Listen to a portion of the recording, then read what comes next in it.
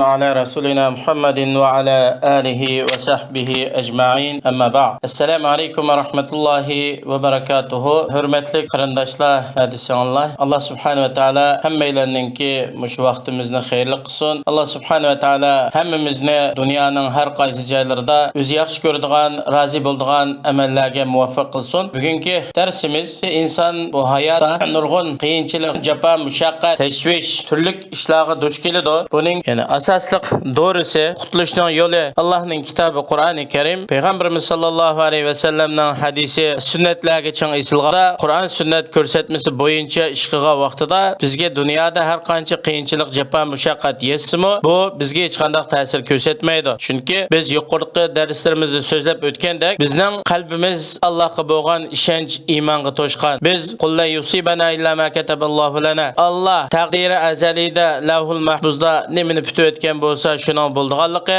Allohning taqdirisiz qil tabirmaydiganligi. Bizning yana taqdirga bo'lgan iymonimiz, ishonchimiz komil bo'ladi ekan, dunyoda yetgan hech qanday bir qiyinchilik bizga ta'sir ko'rsatmaydi. Biz oldingi darsimizda Alloh subhanahu va taolaninki taqdir to'g'risida so'zlagan. Bugungi darsimiz Alloh subhanahu va taolaninki hammani biladiganligi, ilmi qon, dunyoda bo'ladigan, bo'zqandoq bo'ladigan, dunyoni yaratgandan tortib toki qiyomatgacha bo'ladigan hamma ishlar Allohning ilmida ekanligi, Alloh subhanahu va taolaninki buni to'liq biladiganligiga ishonchi bo'lish kerak. Alloh subhanahu va taolo bizga yetgan musibat hammani biladi. Balkim nurg'un insonlar biz Turkiston xalqiga shunday musibat yetgati, jafo, mushaqqat, zulm, xo'rliqqa uchrayapmiz. Alloh subhanahu va taolo bizga nimanda yordam bermaydigandi. Hatto ba'zi iymoni ojiz yoki taqdirga ishonmaydigan kishilar Alloh bizningki bu ishlarimizni bilmamdigandi, ya Alloh bizning bu ishlarimizga qaramamdigandi deydigan menda o'y fikr bo'lib qilishi mumkin, ammo Alloh subhanahu va taolo hammani biladi. Hatto bizningki bu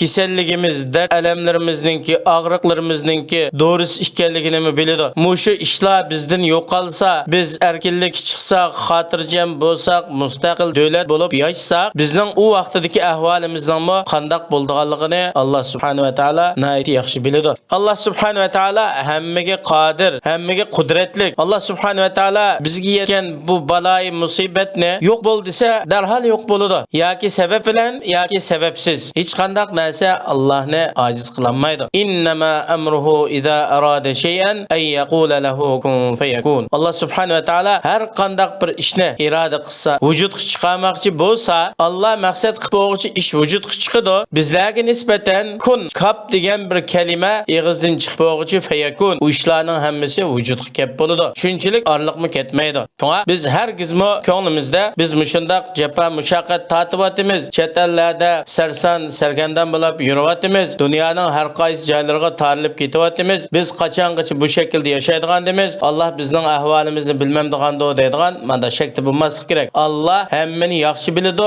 Hatto biz o'zimizdan bilmagan narsalarni Alloh subhanahu va taolo nihoyat biladi. Ya'lamu ma bayna aydihim va ma xalfahum. Shu dunyoda bo'layotgan, biz dunyodan kelsakmi bo'ladigan hamma ishlarni Alloh biladi. Allohningki yana bir usti rahmatu tom, hammaga nihoyat mehribonlik qiluvchi, rahim shafqat qiluvchi. Alloh subhanahu va taolo bizga o'zimizning ota-onalarimizdanmi bak mehribon, bizga o'zimizdanmi bak mehribon. Balki ota-onaning rahmati va butun koinotdagi mahluqlarning rahmatini hammani birlashtirgan vaqtida Allohning rahmatiga nisbatan yani bir qushqoch dengizdan tumshug'ida bir kichikkina suv ilib issa, bu hech qanday bir narsani kamaytirib o'tmagandek, Allohning rahmatiga nisbatan bu hech qanday bir narsa emas. Alloh subhanahu va taolo An'am surasida aytadi: "Kataba robbukum ala nafsihi rahma." Alloh o'ziga rahmatni bitib etdi. Ya'ni Allohning sifati Ar-Rahim, rahim shafqat qiluvchi. Dunyoda hammaga rahim shafqat qiluvchi, oxiratda mu'minlarga rahim shafqat qiluvchi. Ya'ni Alloh subhanahu va taolani bu mahluqotlarga, butun koinotdagi jonliqlarga rahim shafqat qilishni birsi vojib qilmadi. Allohni birsi majburlamadi. Yoki Alloh subhanahu va taologa bizsi bu to'g'rida bir talab, fikr, tekni o'tirib qo'ymadi. Ya'ni bir rahmatni bir yazsalar deb. Balki Alloh subhanahu va taolo o'ziga, ya'ni men bandalarimga rahmat qilaman deb, buni Allohninki yana bir sifati. Alloh subhanahu va taolo ya'ni zulmdan, boshqalarga bandalarga zulm qilishdan pokdir, muqaddasdir, ada judadir. Alloh subhanahu va taolo o'zining bandalarga qilchilikmi zulm qilmaydi. Va ma robbuka bizallamin lil abid. Sening Robbing bandalarga hargizmi zulm qiluvchi emas. Ba'zi insonlar o'ylab qoladi, biz shundoq jafo mushaqqat ko'ra ko'ravatsak, Alloh bizga zulm qilgandimi yoki bu bizniki zulm tugamamdigandi deydigan o'y fikrda bo'lib qolishi mumkin. Alloh subhanahu va taolo hargizmi bandasiga zulm qilmaydi. Agar dunyoda bizga yetgan qiyinchilik, xafalik bo'lsa, Allohning taqdiri bilan Allohningki bizga bo'lgan adli, adolati. Agar biz zulmdan qutulib rohat farog'at chiqsak, bu Alloh subhanahu va taolaning bizga ato qilgan fazli rahmatidan iborat. Alloh subhanahu va taolo o'ziningki zulm qilmaydiganligi to'g'risida hadis quddusida shunday bayon qiladi: "Ya ibadi, inni harramtu zulma ala nafsi va ja'altuhu baynakum muharrama fala tazalamu." Ey bandalarim, ya Allah subhanahu wa taala ibadi, ey mening bandalarim, inson, jin bu mahluqotlarning hammasi Allohning bandasi. Shunga Alloh ularga nayati kuyinib, harb nido bilan keltirib, ey bandalarim, men o'zimga zulmni harom qildim. Ya'ni men o'zimga zulmni harom qildim degan hech qanday bir jonliqqa men zulm qilmayman. Mening qomusimda ya'ni zulm deydigan narsa yo'q. Shunga sizlarning aranglardimi zulmni harom qildim. Fala tazalamu. Sizlarmi o'zaro bir-biringlarga zulm qilmanglar. Bu zulm degan bir odamni urib, qo'rqitib bir narsani ilib olish emas, balki inson o'ziga zulm qiladi. Qanday vaqtida Allohning buyrug'ini o'rindamay, Allohning cheklamalaridan yanmagan vaqtida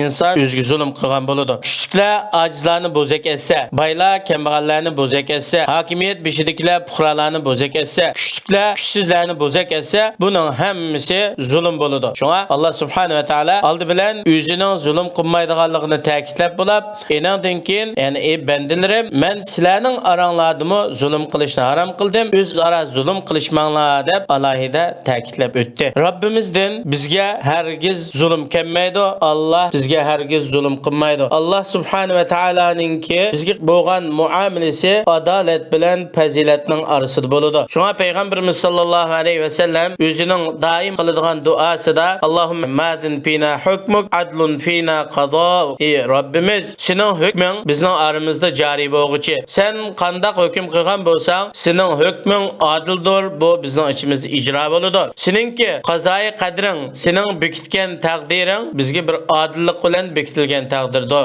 Alloh subhanahu va taolaning yana bir ismi Hakim. Hakim degan nayati hikmatlik, har qanday ishni o'ziga loyiq bo'lgan o'ringa qo'yadigan, har qanday ish Allohning hikmatining taqozzosiga muvofiq bo'lganligi. Bu nurg'un yaxshiliklarni o'z ichiga oladi. Biz Robbimizningki bizning ahvolimizni bildiganligiga ishonch qilgan vaqtimizda Alloh subhanahu va taolaninki hammaga qodir ekanligi, bizga yetgan qiyinchilik, jafo, mushaqqat hamma ishni biladiganligi va bizning g'am qayg'ularimizga Allohning o'zining kifoya qildiganligi, yetgan kasalliklarimizga Allohning o'zining shifolik berdiganligi, Alloh subhanahu va taolaning nihoyat hikmatli zot ekanligi, Alloh taqdir qilgan qazoyi qadar Allohning hikmati bilan bo'lganligi. Buning shenji qissa va Alloh subhanahu va taolaning ahkamul hakimin adolat bilan hukm qilgan zot ekanligi. Shundaqla Alloh subhanahu va taolaning arhamur rohimin, nihoyat bak mehribon, shafqatli, kuyimchan bandalarga ularning ota-onasidanmi, o'zidanmi, barliq insonlardanmi bak mehribon ekanligini bilgan vaqtimizda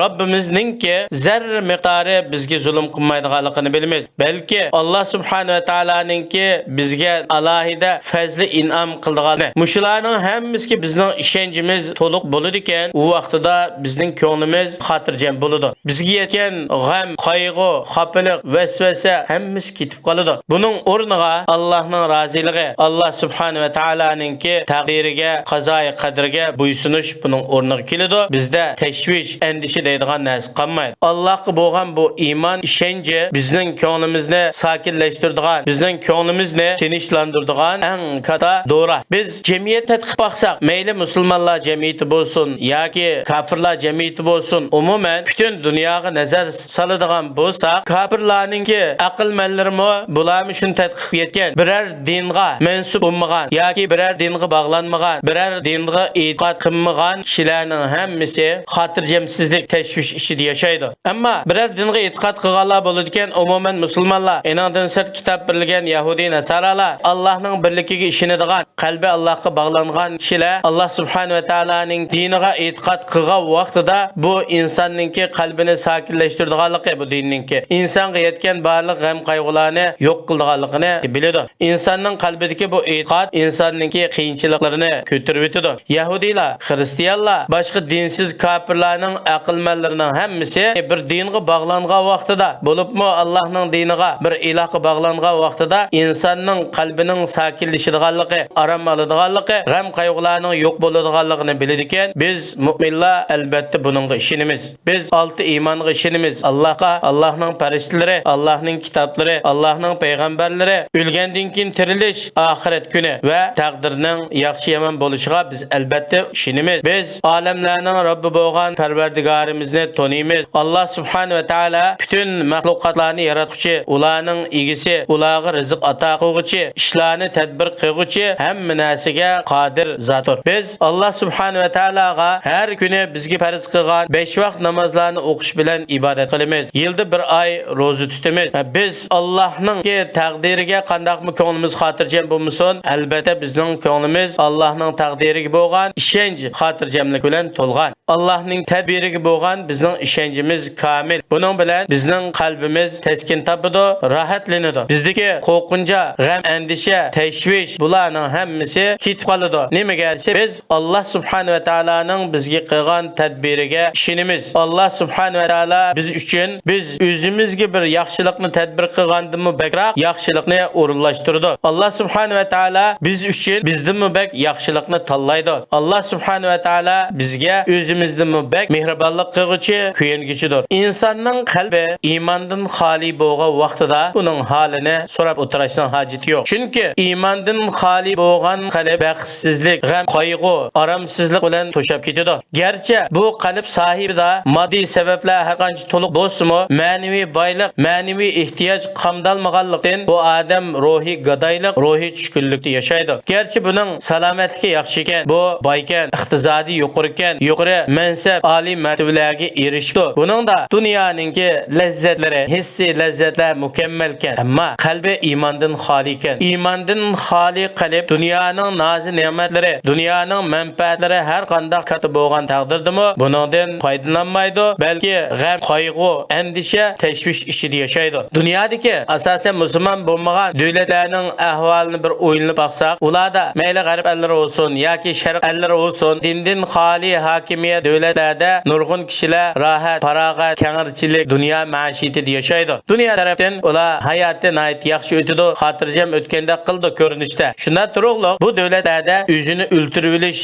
darajasi intayin yuqori. Bular kichikgina ish bo'lib bo'g'ichi bir narsani yozib qo'yaplar, ya dori ichidi, didivi ichidi yoki bir sochqan dorisi yeydi, bir amal qilib o'zini o'ttirib oladi. Bu nimadan desa, Allohga bo'lgan iymon, taqdirga bo'lgan iymonning bo'lmaganligi, bulardagi ma'naviyat bo'lmaganligi va bularda haqiqiy ishonch qiladigan bir nishonning bo'lmaganligidan. Masalan, Amerikaninki Kaliforniya shtatida bir qancha yillar burun 39 qiz yigit bular jamoaviy shaklda birlikda hammasi intihor qilib o'zini o'ttirib olgan. Bular shu dunyoda qilmaydigan ishlarning hammasini qilgan, o'zining nafsi shahvatlarini qandogan, dunyolik shahvatlarini qandogan, yeydigan, ichadigan, o'ynaydigan, kiydigan ishlarningki hammasini qilgan bo'lsa-mu, bularningki ma'naviyatini qandiranmagan. Oqibatda bular o'zining nafsining baxtsizligi, aramsizligi, xotirjamligidan, qalbning azobidan qutulish uchun birlikda o'zini o'tirib olgan. Bu intayin qo'rqinchli ish. Shu vaqtida ular nima uchun o'zini o'tirib oldi degan temada bir kitob nashrdan chiqqan. Bu kitob shu g'arb dunyosidagi yoki sharq dunyosidagi qalbi iymondan xoli bo'lgan nurg'un cho'lponlarni so'zlab o'tgan. Bular gazet, jurnal, televizorlarda ko'p ko'rinib turadigan kishilar hayotini o'zini o'ltirib olish bilan oxirlashtirgan. Unda ularning ahvoli qandaydi? Ular kambag'allikni o'zini o'ltirib olganmi? Yoki ig'ir kasallikdan kasallik chidamay o'zini o'ltirib olganmi? Yoki hissiy lazzatlar, ne'matlari to'liq bo'lmaslikdan o'zini o'ltirib olganmi? Yoki inandan boshqa sabab bormi? Balki bizning bilishimizcha u kitobda nurg'un kishilarningki ismi bayon qilingan. Bular mashhur bo'lgan kishilar, artist, san'atchilar bo'lsin, kino cho'lponlari bo'lsin, to'p cho'lponlari bo'lsin yoki naqsh cho'lponlari bo'lsin. Bular cho'lponlar deb atalganlar nima uchun o'zini o'ltirib oladi? Bular mol dunyodasi bor. Dunyodagi eng boy kishilarning qatorida hisoblanadi. Chunki hozirgi vaqtda to'pchi bilan naqshchi hammadan boy. Ularning puli jiq. Insonlar boshqa yaxshi yo'llarga sarf qilmagan iqtisodlarini naqshchi bilan to'pchilarga sarf qiladi. Ularning hammasi hissiy tarafdan nafsini bo'lgan. Ammo buning qarshisida bularningki ma'naviyati quruq. Bular bir ma'naviy tarafdan qurg'oqchilikqa duch kelgan. Ma'naviyat qanmagan. Bularning qalbida haqiqiy Allohga bo'lgan ishonch bo'lmaganligidan ularga nisbatan haqiqiy baxt saodat amaliyleşmagan. Ular mal dunyoni ko'p topgan sari ularning qalbidagi baxtsizlik ziyoda bo'lgan. Shuning bilan, ya'ni bular ba'zi o'zini dengizga tashlab o'lib olgan, ba'zi tog'dan o'zini tashlab o'lib olgan, ba'zi zaharlik moddalarni yeyilish orqali hayotini oxirlashtirgan. Bu o'zini o'ltirib o'lish hodisasi nada ko'p bo'lgan desa, hokimiyat tarafdan musulmon bo'lmagan asosiy kafirlarning shahrida mayli Xitoyga qaraydigan bo'lsakmi, ichkirda o'zini o'ltirib olgan Xitoylar intayin ko'p. Ularning iqtisodi bor. Hukumat ularga yordam berdi. Ular moddiy tarafdan yuqori turmushda bo'lsa-mu, ma'naviyati qag'jirgan, qalbi o'lganlikdan o'zini o'ltirib olganlar intayin ko'p. Buning asosiy sababi bu yerda yashaydigan insonlarningki Allohni yiroqlashib ketganligi. Ularning qalbida Allohga bo'lgan iymon, ishonch, din deydigan bir tushuncha bo'lmagan. Ular o'zlarining hayotini maddiyatga bog'lagan. Ya'ni har qachon insonning qalbi Allohga bo'lgan iymon, ishonch, dindan yiroqlashidi ekan, bu har qancha oliy turmushda yashasa-mu, bularning ma'naviyati o'lgan, ma'naviy bo'hron, ma'naviy kambag'alchilik, ma'naviy fiqirchilikda yashaydi. Bu Alloh subhanahu va taolaninki adolat bilan bizga putib etkini, bizga yetgan bo'lsa Allohning kuni yetadi. Allohning kunidan, Allohning taqdir qilganidan ortiq narsa bizga yetmaydi. Cho'qim Alloh qaytsak, Allohning ko'rsatmasiga amal qilsak, inshaalloh bu g'am, qayg'u, qiyinchiliklar yo'qolib ketadi deydigan ishonch bo'ladi ekan. Alloh subhanahu va taolo bizningki g'am, qayg'ularimizni yo'q qiladi. Alloh subhanahu va taolo hammalarni xotirjam salomat qilsin va o'zi yaxshi ko'radigan, rozi bo'ladigan amallarga muyassar qilsin.